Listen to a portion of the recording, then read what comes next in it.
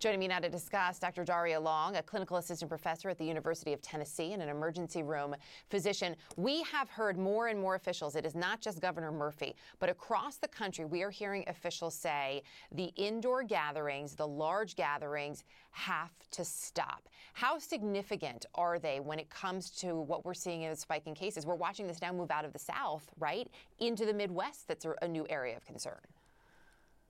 Yeah, Erica, good to see you. And yes, the indoor gatherings, these large gatherings, this is a no-brainer to kind of summarize what the governor had said. And I feel like many of these people are kind of like my patients. I give them a 10-day course for an infection. They feel better after day 3, and so they stop taking the antibiotics. A lot of different counties that had gotten COVID under control, people are now going about their lives as if COVID didn't exist. We can't do that. On a 10-day course of antibiotics, we're at day 3. We have to stay the course. There's also concern about young people, right? And that's something else that we're hearing from a lot of officials is it's large gatherings and it's young people, specifically people in their 20s and their 30s. What is it about the message you think that is not getting through? We just even saw the first teen-related death in California.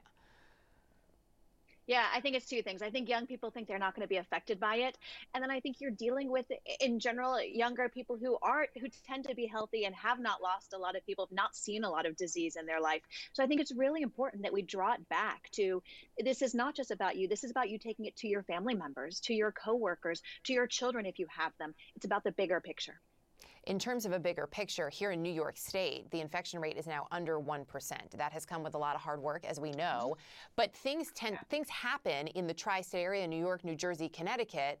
They have been working in concert because so much is connected, especially in the New York City metropolitan area between these 3 states. When you see a rise in cases in New Jersey, how concerned are you about the neighboring states?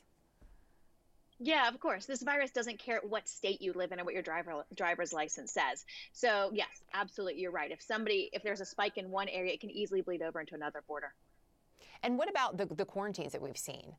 The quarantine measures being put in place, I should say, for travelers from certain states, from certain areas. I mean, here in New York State, I think we're up to something like 34 states, and D.C. and Puerto Rico at one point also on that list.